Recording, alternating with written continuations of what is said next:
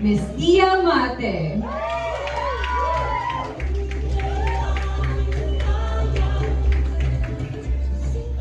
Hello everyone, my name is Deanna. I'm 20 years old and I'll be representing the province of Cavite.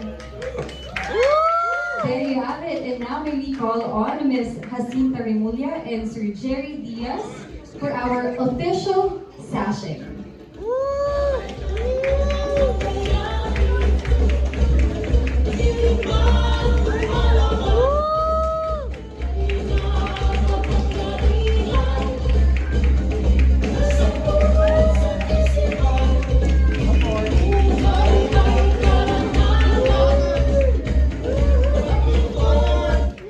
Center, center.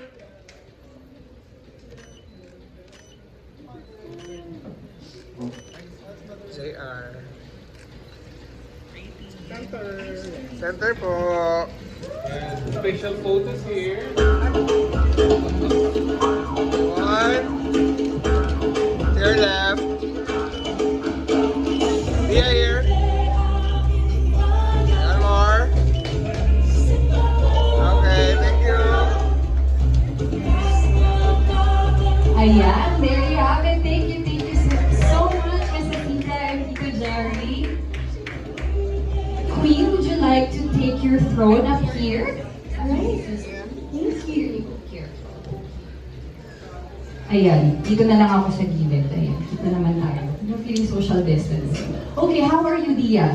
I'm doing well, thank Good, you. very good. So how are your preparations for the upcoming competition? Well, I've been preparing for this for a while now and I feel great. I'm so excited to be representing my province and I can't wait for this journey.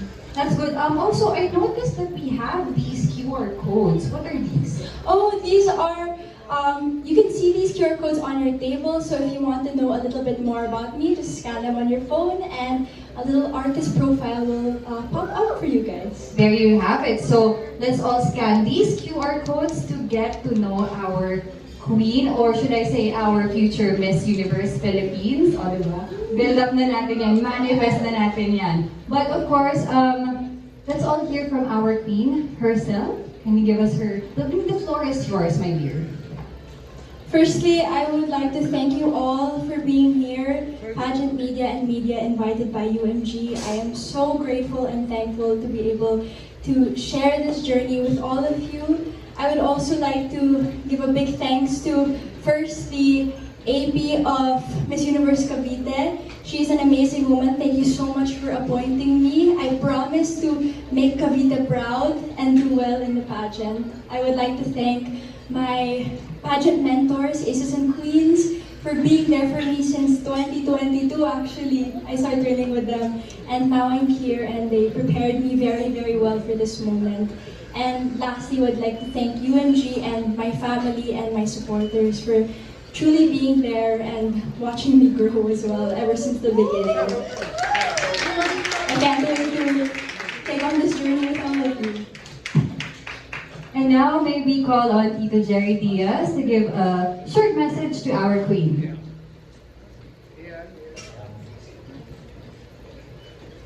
Hi, Dia.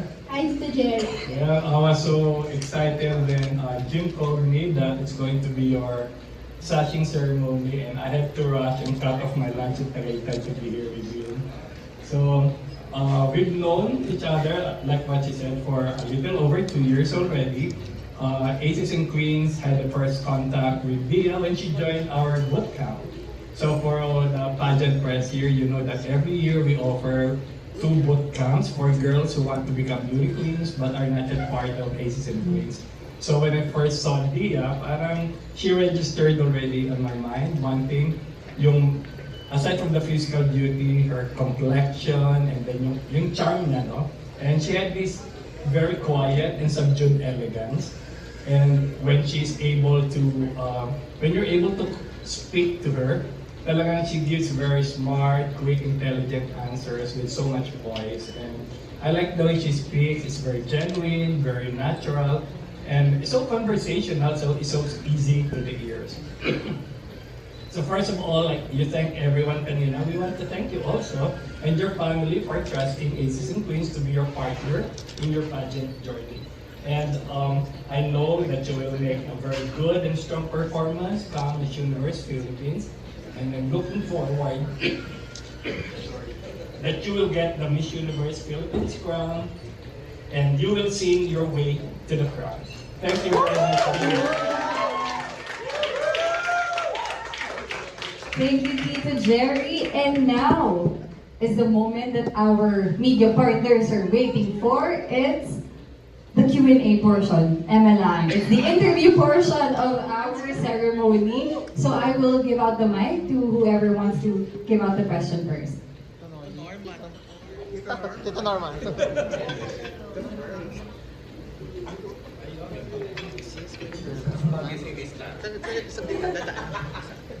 Okay na. Tito Norman, sa side ka na lang po. We have so many questions for you. We don't even know which one to ask first. But let's keep it light because we already have all the details. But I've seen that you were so involved in so many things. More in sports. You played volleyball. You played soccer. You even did shot put. And you did surfing. Is that a chapter of your life that you're looking back as, okay, been there, done that? Or are you still keeping an active lifestyle up to now? Currently, I actually go to the gym a lot, so that's one of the ways I keep up my active lifestyle. In regards to my past life with volleyball and sports, I do enjoy that recreationally sometimes. And I do love sports as well, but the one that I really keep up the most is surfing, because that is my true love, my one true love for sports. I love being in the ocean. I always feel like I'm part of the earth and part of the ocean whenever I surf. And I just enjoy the thrill of it so much. Okay. Follow-up question then before we ask you later in the program to sing a song. Later pa yun, no? Maybe we'll ask you to sing a song about, say, the moon, something. The moon later yun. Okay.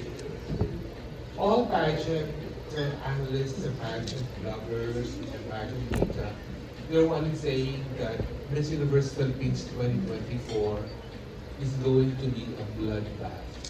Because there's so many, not even like the crossovers, the previous title holders. How are you psyching yourself up for a competition like no other? I'm seeing this as a competition like no other. How are you psyching yourself up for it? Well, I am very aware of the girls that are joining this year, and they are all beautiful women with amazing advocacies and have a great chance of winning as well. But for me personally, the way that I am psyching myself up is to really focus on myself and to really focus on my own journey, because comparison really is the enemy. And if you compare yourself to other girls, you really are putting yourself down. So my focus this journey and my pageant journey this year is to really focus on myself, hype myself up every morning and say, you can do this, you are confident, you are strong, so that I may able to do my best this pageant. Thank you so much, Leah. The next question will be coming from our pageant institution, Mr. Nolly. For you.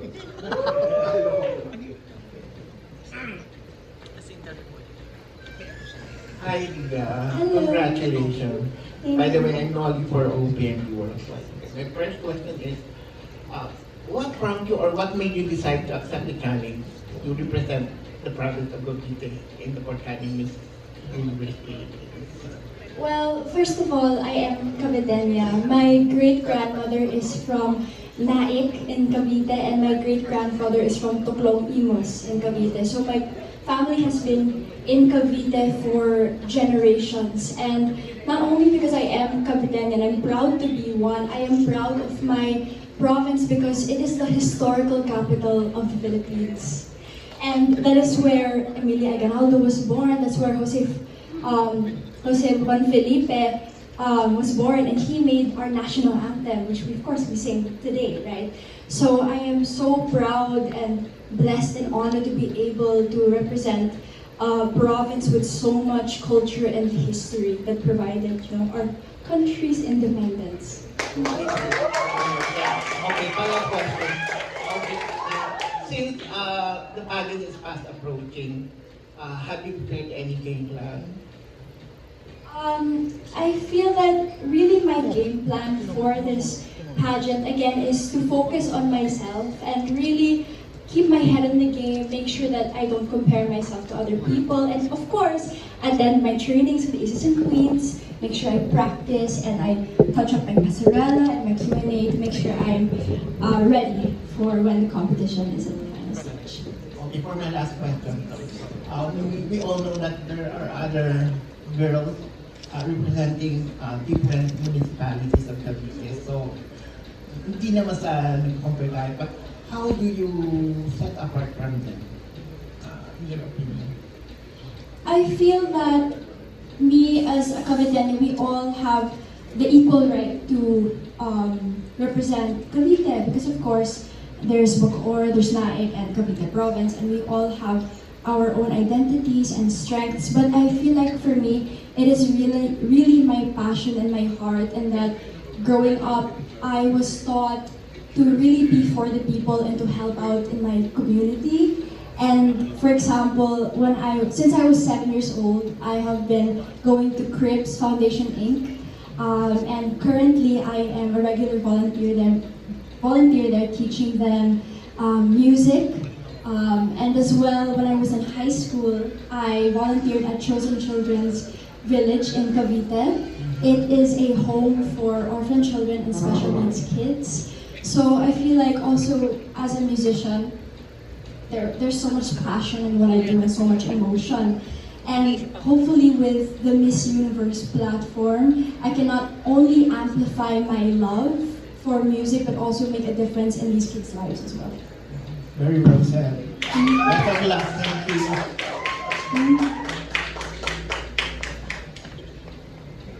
Hi, Leah. I'm Edge of Pageantology 101. Actually, itong Sashing ceremony ata yung parang pinakabongga na-attendan ko. So, congratulations! Ito talaga sa mga singering mo niya. We have a lot of questions here. So, pick up tayo ng mga questions from social media. Okay, so you're competing to so-called all-star edition of Miss Universe Philippines. So, why should pageant fans or as pageant media should also give attention on your pageant journey here in Miss Universe Philippines? I think one of the things that makes me stand out, well, one, as you said, it's a lot of pageant veterans. It is my first national pageant, and I do feel like I am very ready for this pageant, and I'm going to put it all in for this pageant and work so hard to be able to make it to the top and hopefully win the Miss Universe crown. And I guess, as I said with the previous questions, with my advocacy with music therapy and being a musician as well, I really would love to amplify my love for that and to bring light to my advocacy and, bringing light to music therapy and how it can really help people. Asian na Asian. How old are you? I'm 22 po. 22, okay. You're a musician? Yes, ma'am. Okay, so maririnig natin later yung voice mo. So, if there is a song you would like to dedicate on your Miss Universe Philippines journey, what song would it be? And why? And please, of course, short naman. Short song. Short sample. Anong song ito? You know what? We'll reserve the sample for later because I'll sing the whole song. Thank you so much. Good luck on your Miss Universe Philippines journey. But this song, I'll explain it now. It's actually my own song. And it's called Kalimutan. And Kalimutan is about forgetting negativity and moving forward into the future and really focusing on positivity and being your best and manifesting your dream life talaga. So I will be singing that. Yeah. Actually, I have a question, personal question pa sana, pero sabi nga ni Tito Norma, later na daw, or reserve na lang daw. Sige po. Anytime po. Anytime. Hi, Dia. Hello po. It's nice to see you here. Nice to My meet name you. is Jay from Pageant Trend, and good afternoon to everyone. My first question to you, dear, is how does it feel that you're wearing now the MUPH Cavite sash? It really feels unreal to me. You know, I've always looked up to the Miss Universe platform as such an influential platform that brings good to people, and I feel so humbled and grateful to be able to carry this sash and to bring light to advocacies and to just make the Caviteños proud. You know, as you can see, there's a little bit of pressure on my back. The past, couple queens like Billy here have been at the top, right? So there's some shoes I have to fill in, but all in all, I'm just so excited to, promote Cavite, the tourism in Cavite, and just showcase what Caviteños are and how good we can be. Yeah. Another question, dear. What makes you confidently beautiful? Oh. Well, what I think makes me confidently beautiful is not just my heart, but I think the passion and drive that I have for everything that I do, and whatever I set my mind to, I do it. So, for example, I grew up doing music, and I never thought that I could be a musician. I never thought that I could be on stage singing my own songs, releasing my own songs, but I worked hard. I learned how to produce my own music on my own. I wrote my own songs, and I actually was the intern of my label UMG. And then I joined this competition. They discovered me, and then they signed me. So I really wouldn't be here without that heart and that drive and that passion. So I think that is what makes me confidently beautiful. Congratulations in advance, dear. And thank you so much and best of Thank luck. you.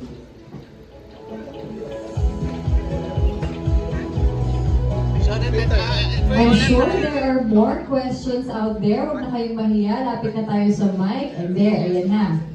Hello, congratulations. I'm Pauline Del Rosario from Bandera Inquirer. So, first question ko, how do you plan to balance your duties as a Miss Universe Philippines candidate and your commitments as a musician? Pagsasabayin mo ba sila or mag-focus ka lang sa pagiging candidate ng Miss Universe?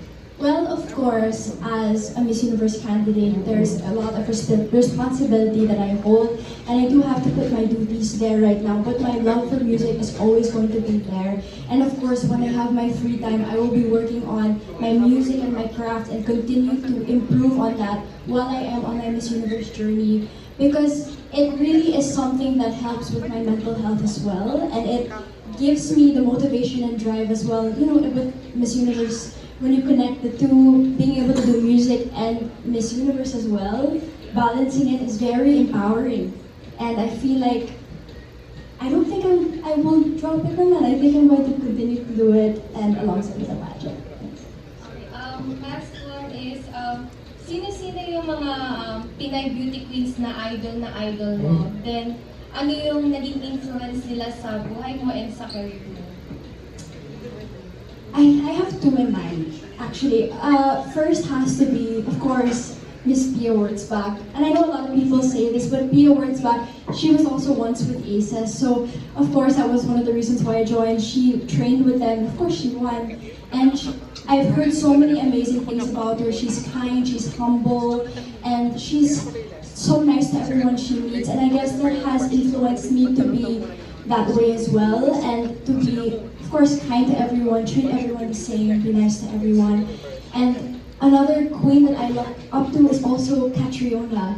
She won. She is also a musician, and when I learned about Catriona, she would also perform in indie gigs in Sagiho, in 13 Monkeys, in 19 East, and all of these underground places like I do right now. So it's very nice to see that a queen was once doing the things that I did, and I did meet her once at an event, and she's the sweetest, nicest, kindest woman ever. So, yeah. Thank you so much.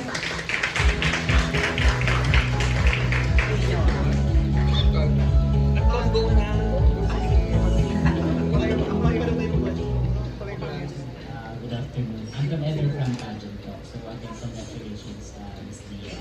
So I know that there's a lot of beauty pageant here in the Philippines. So what made you decide to accept the Miss Universe Philippines Cavite? Well, there are a lot of pageants, but for me, I believe that Miss Universe is so influential in its own right with the platform that it has. And right now, actually, on their Instagram page and on their social medias, they have this slogan, Love for All. And for me, I personally align with that, being love for all and advocating for everyone, making sure everyone is equal. And not only because I align with that, I believe, as I said again in my other answers, that with the Miss Universe platform, I can truly amplify my advocacy, which is music as therapy, and help others use music as a tool to help with their mental health and their struggles and their traumas. So follow-up question, what have you sacrificed in joining this pageant? I feel like the one thing that I have sacrificed really is being in my comfort zone. Because this is my first national pageant. I did join Miss Rotary last year and I placed top 10 with Best Interview. So it was a really great experience and that really pushed me to join a national pageant this year. So that's basically why it pushed me, and as you know, someone who stays in her comfort zone a lot, that being music, I really wanted to explore and try joining Miss Universe, for example, to grow as a human being and to, of course, share what I believe in. Good luck.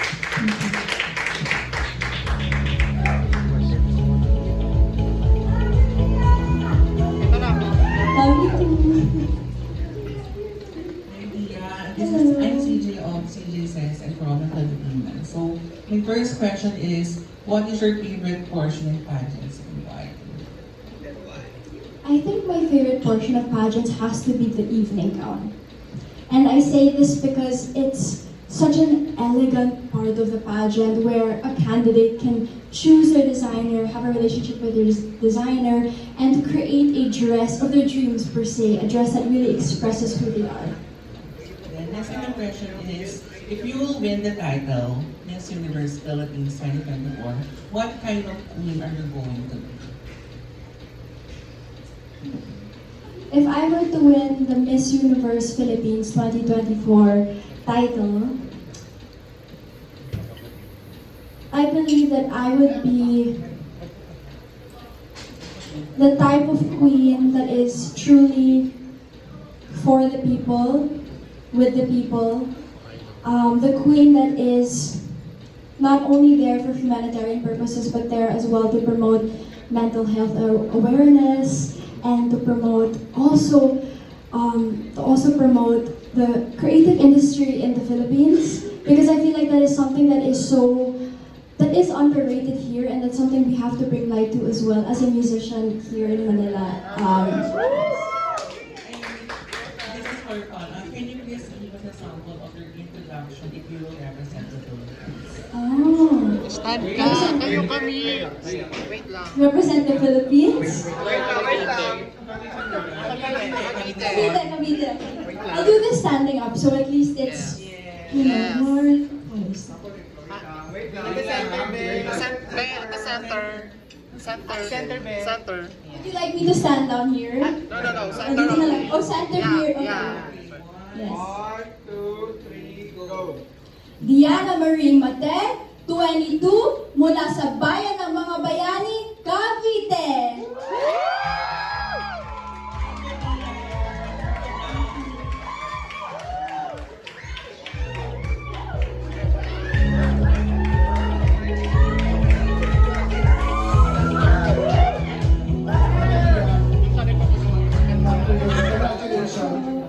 My question for you is, you are called the Diamond of Cavite, or ang Diamante ng Cavite. What qualities of a diamond that you can relate, that you will use to be the Miss Universe Philippines? So diamonds are... The girl's best friend. Oh, well actually, diamonds are forever, and I feel like what I can relate to is that statement, diamonds are forever, and I believe as a Miss Universe Philippines Cavite candidate, Miss Universe Philippines candidate and the representative of Cavite, I will last forever and I will make a lasting impression to everybody. My last question, why should you be the next Miss Universe? Wait lang. Okay. Wait. Yeah, why should you be the next Miss Universe Philippines? Pressure, ah. I'm just joking around. Okay.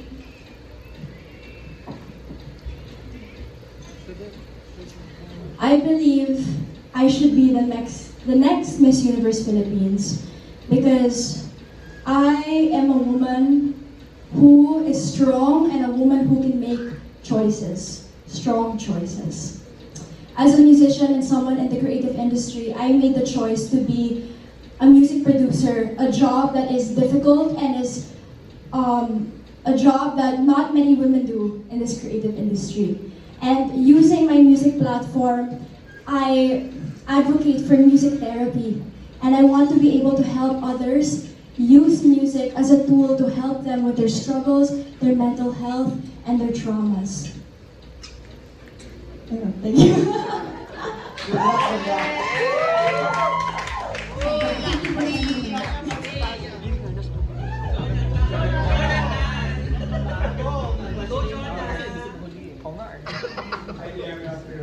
Good afternoon po. So yung mga Caviteños now are going to be magigiting. As a Caviteño, what is your battle card you go to Miss Universe Philippines? Oh, my battle cry. Well, not really a battle cry, but it's a cry to represent the Philippines. And I said that in my introduction. The Cavite is ang bayan ng mga bayani because Cavite is, again, it is the cultural historical capital of the Philippines, and it is the birthplace of Emilia Aguinaldo and many of our ancestral leaders. Thank you.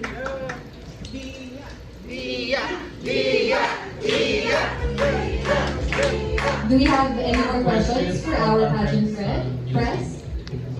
Ako kasi may isang kahapon. Kahapon na.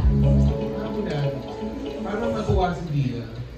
Painumin muna natin siya ng tubig kasi mabubulo na siya sa question. Pag si Tito Norman ang nagtanong, kailangan talaga iniinuman muna ng tubig. I'm sure ito na. Dia, 9 days from now, it will be February 14. Siyempre, February 14, Valentine's Day. Yes, ito na. 2 days after your presentation. Bago yun, February 14 muna. How do you plan to spend Valentine's Day this year? And with whom? Oh my gosh, ito na. That question. Or, syempre naman. Nasa TikTok na kami. Well, I don't know if you saw my Instagram story. Well, this Valentine's Day, of course, I'll be spending it with loved ones and unloved one. Yes, I am in a relationship. Unloved one. Yes, it's actually his birthday today. Happy birthday. Oh, hindi just kidding, ha? Hindi just kidding, boy. Yes, but that's how I plan to spend Valentine's Day. Hopefully with loved ones or my loved one. My boyfriend. So, do we segue to a song about the moon? Or your song, Kalimutan? Kalimutan. Kalimutan ng buwan? Tandaan ng buwan? We can segue to my song, Kalimutan. At least naitawid ko na yung Valentine's Day. Of course, pero I also have another song I can sing that's a love song. For Tito Norman, ginawa mo namang jukebox si Dia. Pinutusan mo na siyang kumanta. I know all of you are excited to hear our queen sing, so should we proceed to that part of our event? Okay, so I think Dia, hindi natin sila pwedeng hindian. Once again, thank you so much to all our media partners for asking all those questions. And Thank you so much for being to here. all the fans that are watching sa mga live streamings, ayan, say hi to our queen and thank you for supporting her. Dia, baka you want to plug your social media sites to our fans that are listening and watching. Yes, you can follow me at Dia X Mate on Instagram, Facebook, Twitter, and TikTok. And you can find me on all digital streaming platforms as Dia Mate. Spotify, Apple Music. So if you want to listen to my songs, it's out there on those platforms. Yes, and also please follow MUPH Cavite on Facebook and Instagram and TikTok. There you have it. And also, I would like to remind everyone that if you want to know more about our queen, we have QR codes there on your tables. Ayan, para malaman natin kung sino ba talaga si Dia Mate, ang Miss Universe Philippines from Cavite. And ayan, Miss Dia, the